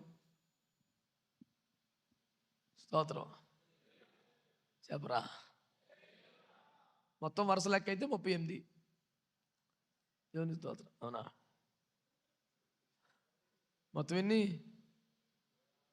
66లో ఇవన్నీ మరే అప్పుడు 38 ఎంత అవుతుంది, 40 అవుతుంది కానీ.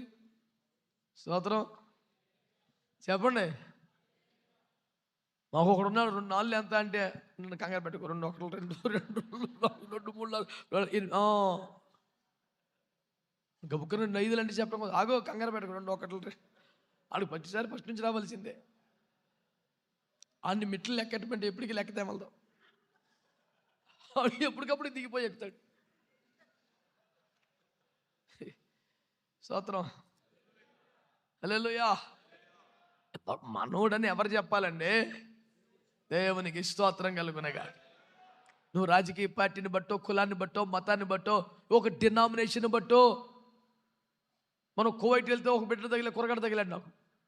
ఏ సంఘానికి వెళ్తామని అన్నాను.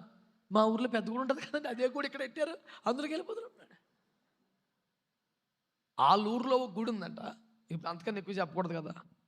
అదే గుడి ఇక్కడ వచ్చిందంట ఇప్పుడు, సేమ్ బ్యాచ్, సేమ్ గంట, సిలువ, తాడు, మొత్తం అన్ని. ఆ గుర్తులన్నీ చూశాడు, దానికి ఇదే మీ కానవాలు.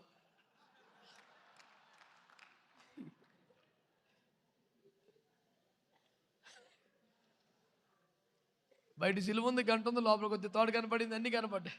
ఇది మందే అందే. ఎక్కడికి వెళ్తున్నావు? మా చర్చికే. కువైట్లో మీ చర్చి ఆడుతుంటే పెట్టారుగా. నీకు ఏం చెప్పను అడిగి అని జాగ్రత్తగా మంచిగా చేసి కూర్చోబెట్టుకొని అడిగి జాగ్రత్తగా 1 గంట ఉపదేశం చేశా. అట్ట కాదురా రే, నువ్వు చూసుకోవాల్సింది ఒక గుర్తు కాదు, గనగన మోగేది కాదు, చచ్చిపోతే లాగే పారేసేది కాదు, అది కాదురా. చూడవలసిందేంటి?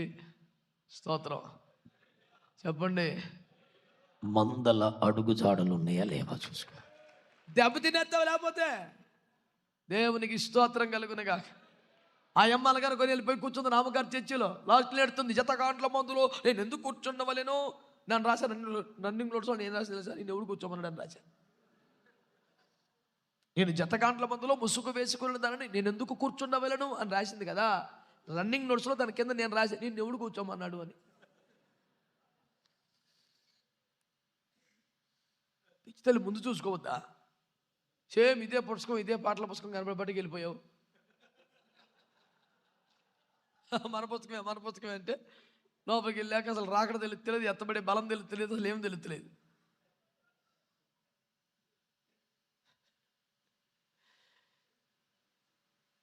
అయ్యో లేకపోయినా పర్లేదా, అంటే తేడాను కూర్చోపర్లా. నువ్వు నాకు ఈ కమిటీలు, ఈ పదవులు ఈ ముఖ్యం కాదురా బాబు.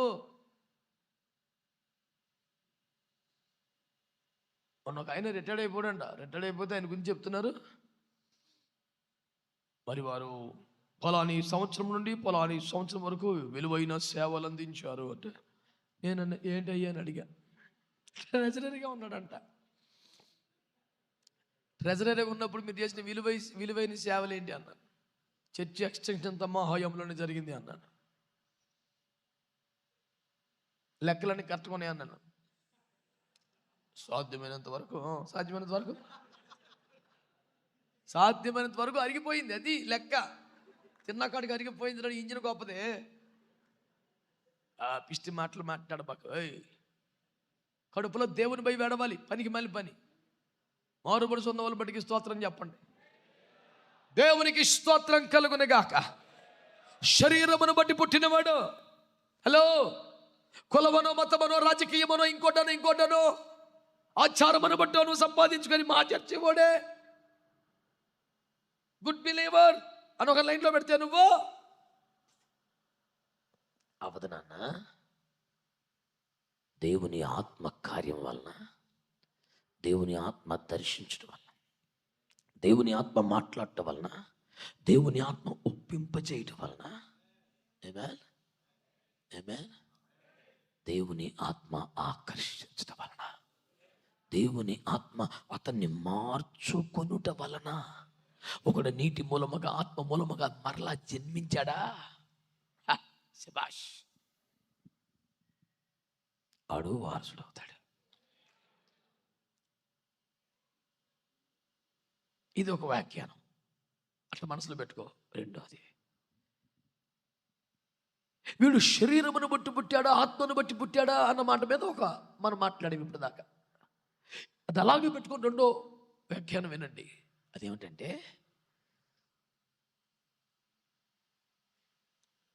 వాడిని కన్నప్పుడు ఆ కన్న వ్యక్తి,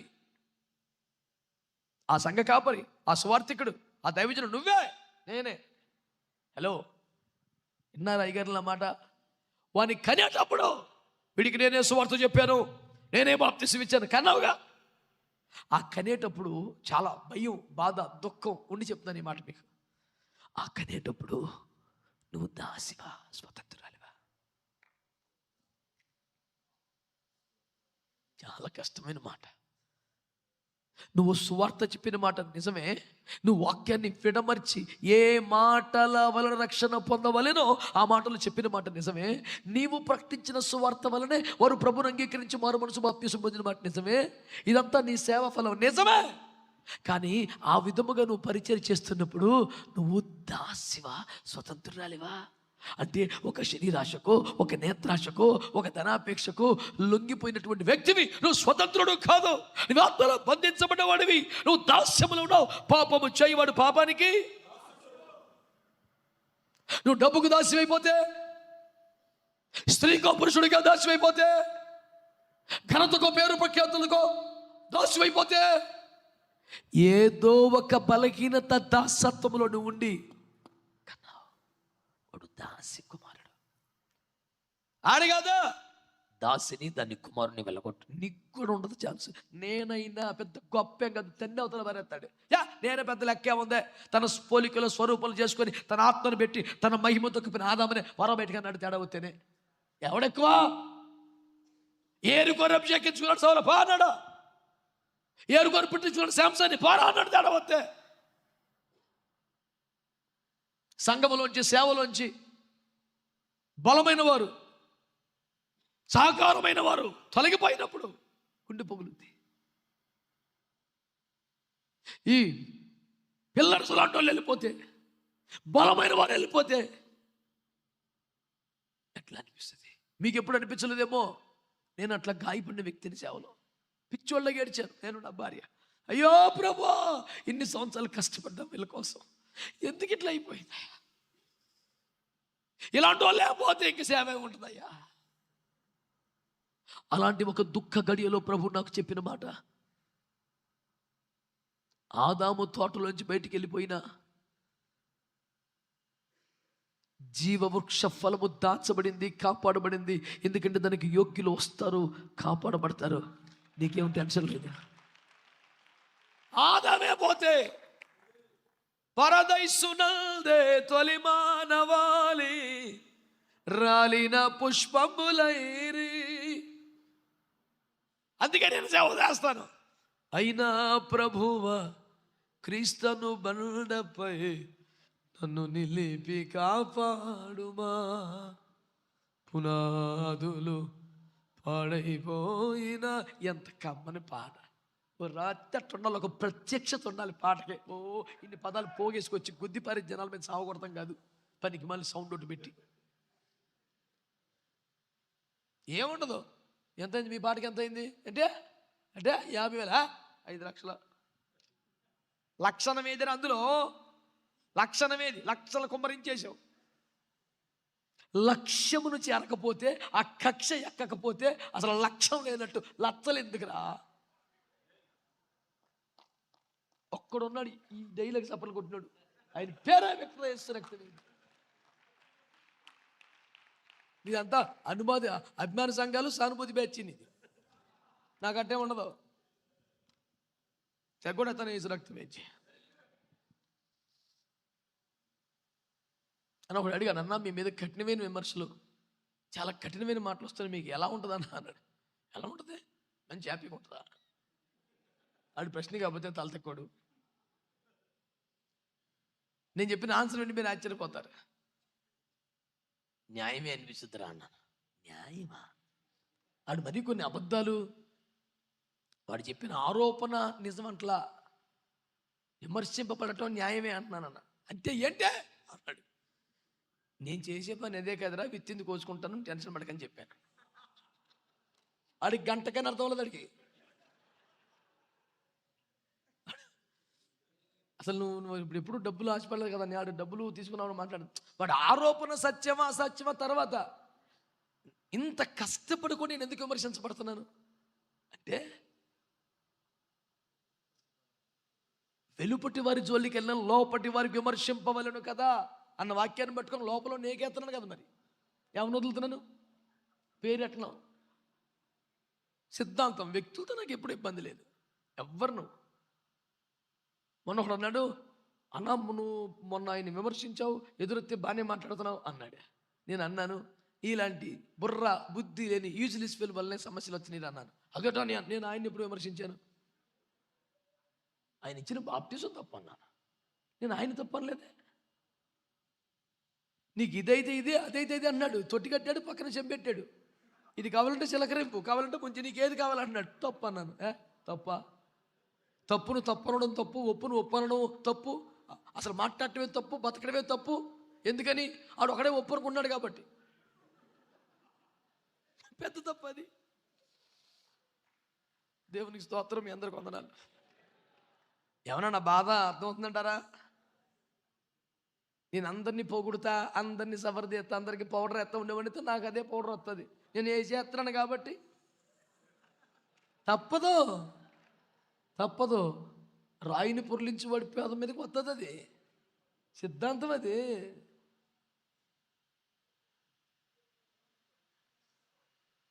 వాడు సత్యమును బట్టి, నీతిని బట్టి విమర్శ అయితే బాగుండు, కానీ ఉత్తి అబద్ధపు ఆరోపణలు పెట్టి చేస్తాడు. వాడికి ఇబ్బంది. ఎందుకని? లేని వాటి పుట్టించేవాడు మరణ శిక్షకు పాత్రుడు, ఏసు రక్తం విజయపడిపోతాడు. నాకు ఇబ్బంది ఏముంది? లేని వారితో ఒకటి ప్రచారం చేశాడంటే పోతాడు. అస్సలు సందేహం అక్కర్లా. అసలు ఉన్నదా లేదా? అరే ఉన్నదే సూచింది చెప్తేనే హాముని శాపకస్తుడు చేస్తే, ఈ లేనింది కల్పించింది అందరికీ చెప్పేస్తున్నాడు, వాట్సాప్లో పెట్టి తోసేస్తాడు ప్రపంచానికంటే. ఆడెట్టుంటాడు భూమి మీద? ఈ రాత్రి నీ ప్రాణమును అడుగుచున్నారు. నరికాయ అని యేసుప్రభువే అంటున్నాడు పచ్చార్లు. భూమికి భారం ఉన్నారు కొంతమంది, ప్రభు అందరినీ కాపాడాలని నేను కోరుకున్నాను, కానీ లెక్క నచ్చలేదా? మరే నీ పేరు కూడా అదేగా, రే స్పందించవే. దేవునికి స్తోత్రం. నువ్వే కన్నావు, కానీ దాసిగా ఉండి కంటే శరీరానికో ఆశకో కోరిక. నేను ప్రసంగం చేస్తున్నాను, బయటికి వాక్యం వినపడుతుంది, నేను లోపల ఎవడికి లొంగిపోయి నీకేం తెలుసు? దాన్ని బట్టే ఫలం ఉంటుంది. మీకు చెప్పే వాక్యమే వినపడుతుంది, లోపల బతుకు. పర్ఫార్మెన్స్లు చూడండి, యేసు ప్రభు క్యారెక్టర్ చూస్తాడు.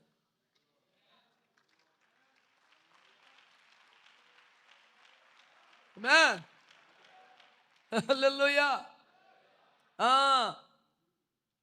గ్రౌండ్లోకి దిగి సెంచరీలు కొట్టేవాడు కన్నా కామెంటరీ బాక్స్ వచ్చిన వాగేవాడు ఎక్కువ మాట్లాడతాడు. ఏముంటుంది? వాడికి ₹10, వీడికి ₹50 పేమెంట్, బోల్డ్ తేడా ఉంటుంది. స్తోత్రం. కామెంటరీ బాక్స్లో కూర్చొని మాట్లాడితే కూడా యోగ్యత కావాలనుకో, నేనేం కాదంటలేదు. కొంతమంది టన్నుల కొద్ది పరుగులు రాబట్టిన వాళ్ళు కూడా అభిరుచిని బట్టి, అవసరాన్ని బట్టి, దేవుని స్తోత్రం, కామెంటేటర్స్ అవుతారు. ఎప్పుడు భూమి మీద ఒక్క రన్న కూడా తీయనోడు కూడా కామెంటరీలు అవుతారు.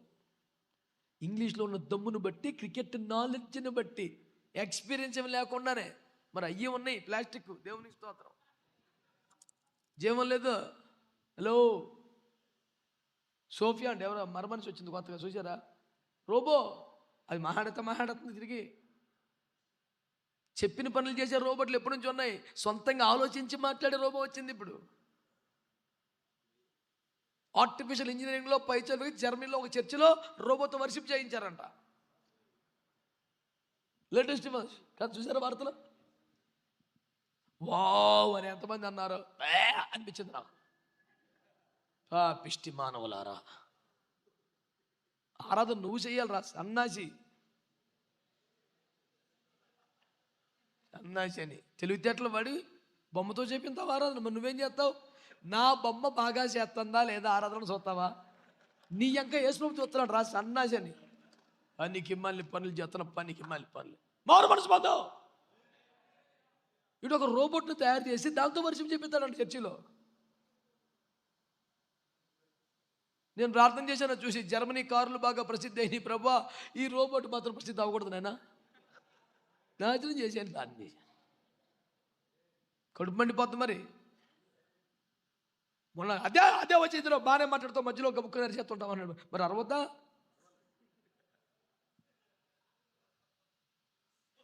ఆరాధన నువ్వు చేయరా అంటే రోబోట్ తయారు చేసి ఆరాధన చెప్పిస్తాడండి వీడు. వీళ్ళందరూ నరకం తోసేసి ఒక రోబోట్ని తీసుకెళ్ళాలి పరపలోకి వేసిన. అప్పుడు ఎలా ఉంటుంది? ఈ సన్నాసి రకం ఒకటి నేర్పించిన వారు చెప్పేది అంత బాగా చేస్తండి అసలు అక్కడ వద్దు. మారవా స్తోత్రం. నువ్వు దాసి కొడుకువా అయితే నువ్వు వారసుడివి కాదు, స్వతంత్రాలిగా. నువ్వు జీవితంలో రాకుండా ఆశల మీద, కోరికల మీద ఎన్ని మాటలు మాట్లాడి రూపాయి చూసేపటి నీకు బావో ప్రవచనం మారిపోయింది, వాగ్దానం మారిపోయింది, కవర్ సరైంది చేతిలో పడితే దేవునికి స్తోత్రం. ద్వితీయోపదేశకాండం 28:1-16.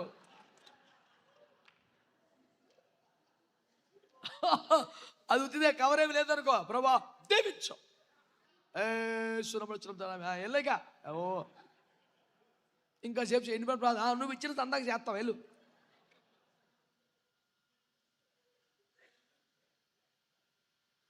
ఈయన్ని యజమానుడిగా చేద్దామని ప్రభు అనుకుంటాడు. వీడేమో కూలోడీడు. సంతకాడు గట్టి మీదకి రాగానే నీకు పేమెంట్ రావాలైతే మెంటలు ఇచ్చేస్తాడికి. ఇదంతా నాది అని ఫీల్ ఉంటాడు. కాడు కొడుకు కాదు కదా, కూలోడాడు. కొడుకు పేమెంట్ ఇస్తాడు, కూలోడు తెచ్చుకుంటాడు. ఎవడువరా నువ్వు? జై కడుపులో తీసి పెట్ట ఇన్ని దేవుడికి కనపరుస్తాడు. ఎప్పుడు పనికి మాలిన లెక్కలో. నేను చెప్పాను మా ఊళ్ళు కొంచెం ఇదివరకు ఎప్పుడు చేతుల్లో క్యాలిక్యులేటర్ ఉండేది, అప్పుడు డబ్బులు ఉండేవి కానీ. అవతల వారేసాడు ఇప్పుడు బోల్ డబ్బులు ఎత్తులు వేసి బాబు 20 మందిని పెంచుతున్నాడు. వాళ్ళ స్కూల్లో చదివిస్తున్నాడు. నాన్న సావులు తెచ్చి పొద్దున్న లేచి ఎప్పుడు 7ంటికి ఇంటికి వెళ్ళండి కలబడిపోయి క్యారేజీలు పెట్టేస్తుంటాడు మా వాడు 20 మందికి. క్యారేజీల వరకే చూడు, మిగతా ఎన్ని కాదు. దేవుని స్తోత్రం.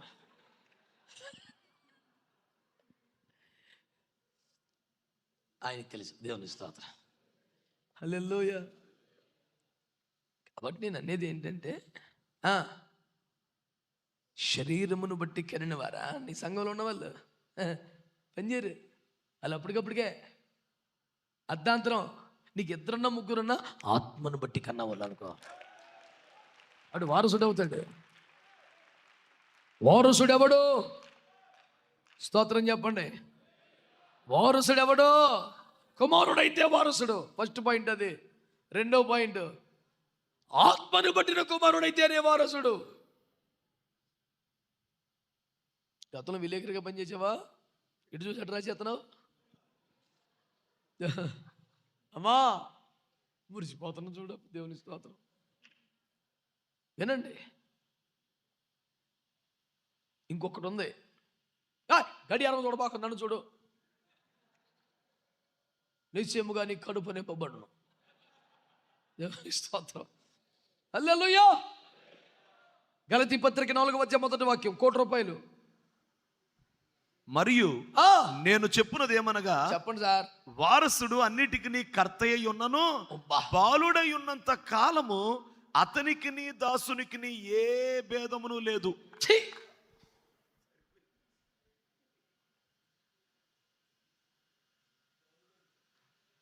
బతలు కొట్టేస్తామండి అవన్నీ. రాదు నాన్న, బంధించేశాను. తీసేస్తున్నావా?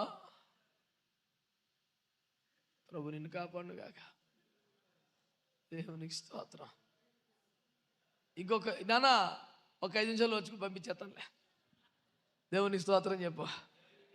చివరికి వచ్చింది, ధైర్యం తెచ్చుకుని విడుదల సమీపించి ఉన్నది. దేవునికి స్తోత్రం కలుగును గాక. గలతీ పత్రిక 4:1 ఏమన్నాడు చెప్పునానా? చెప్పునదేమనగా వారసుడు అన్నిటికీ కర్త అయి ఉన్నను. అన్నిటికీ ఆడే మూలం యాక్చువల్గా. కానీ బాలుడై ఉన్నంత కాలం అతనికి దాసునికి భేదమే లేదు. వీడు కుమారుడే నెంబర్ 1. 2 వీడు ఆత్మను బట్టి పుట్టినోడే. 3 కానీ ఇంకా వయసు రాలేదు, ఇంకా బాలుడిగానే ఉన్నాడా. ఒక మహిమగల సేవకు వారసుడిగా ఉండాలనుందా? ఆది అపోస్తుల బోధ పరంపరకి నేటి తరపు వారసుడిగా ఉండాలనుందా? అద్భుతముల చేత, ఆశ్చర్యకరముల చేత స్థిరపరచబడే వాక్యపు సేవకు ఒక వారసుడిగా ఉందామనుందా? హలో, నీవు కుమారుడు అయినంత మాత్రాన చాలదు, ఎదిగిన వాడవై ఉండాలి. బాలుడిగా ఉంటే నీకు దాసుడికి తేడా ఏమి? ఎందుకని? నువ్వు వేరొకరి సంరక్షణలో ఉంటావన్నాడు.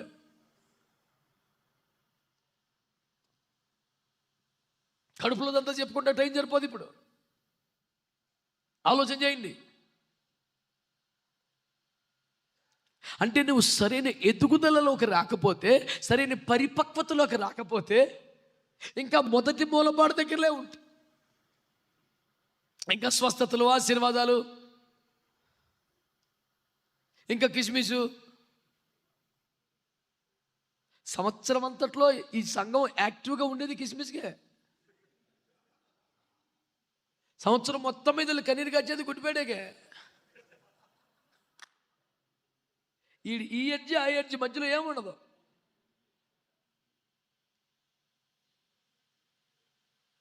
అడిపోతే జమ్మూ కాశ్మీర్, పోతే రామేశ్వరం, మధ్యలో అంతా నాశనమే. ఇన్నేం మ్యాప్ అర్థమైంది నీకు? అది తల తోక 2 పేర్లు చెప్పాను నీకు నేను. అసలు మ్యాప్ పట్టుకుని ఇప్పుడు ప్రార్థన చేస్తావా? నీకు ఆ కూర కూడా లేకుండా దీంట్లో పెట్టాను. దేవుని స్తోత్రం. 4 పక్కన ఎన్ని సున్నాలు పెట్టుకున్నా నీకు ఇస్తాం.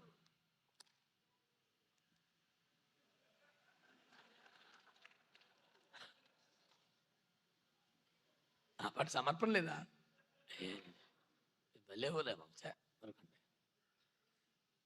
ఈ కష్టానికి, ఈ ప్రయాసకి, ఆ ఆలోచనకి అసలు నువ్వు ఏం చేస్తావు చెప్పు?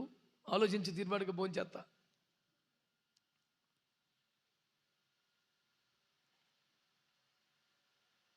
జాగ్రత్తగా ఆలకించండి. ఆత్మలో ఎదగకపోతే, పరిపక్వతకు రాకపోతే, ఆమేన్, ఏది మంచి ఏది చెడు వివేచించే జ్ఞానం రాకపోతే, హెబ్రీ 5:14 ప్రకారం వయస్సు వచ్చిన వారు మేలు కీడులను వివేచింపగలిగిన సామర్థ్యం కలిగి ఉండాలి కదా. సాధకము చేయబడ్డ జ్ఞానేంద్రియములు కలవారై ఉండాలి కదా. నువ్వు ఆ ఎదుగుదలలోకి రాలేదనుకో, పౌలు గారు అంటాడు, పిల్లవాడనై ఉన్నప్పుడు పిల్లవారి చేష్టలు ఏది? ధర్మశాస్త్ర సంబంధంగా ఆలోచించడం, నిష్టగా బ్రతకడం, ఉగ్రవాదిలాగా ప్రవర్తించడం, అవన్నీ పిల్ల చేష్టలు అన్నాడండి. మత సంబంధంగా, ఆచార సంబంధంగా ఎంత తీవ్రంగా ట్రై చేసినా పిల్లకాయ చేష్టలు అయ్యే. ఆత్మ సంబంధంగా ఆత్మలో చూడగలిగితే, ఆత్మలో వినగలిగితే, సాధకము చేయబడ్డ జ్ఞానేంద్రియములు కలిగిన సేవను చేస్తూ ఉంటే నువ్వు వారసుడు అవుతా. 3 ముక్కల్లో మీ కుటుంబాలకి, మీ సంఘాలకి, మీ సేవకి, ఈ సేవకి సరైన వారసులు ఉండాలని మేము కోరి ప్రార్థిస్తున్నాం. ఈ ప్రార్థనకు జవాబుగా దేవుడు ఇచ్చినటువంటి ప్రత్యక్షతలోంచి ఒక 3 మాటలు. 1, వాడు కుమారుడై ఉండాలి. 2, అతడు ఆత్మను బట్టిన కుమారుడై ఉండాలి. 3, అతడు ఎదిగిన వాడై, అనగా వయస్సు వచ్చిన వాడై, అనగా సాధకము చేయబడ్డ జ్ఞానేంద్రియములు కలిగిన వాడైన దాసుడై ఉండాలి.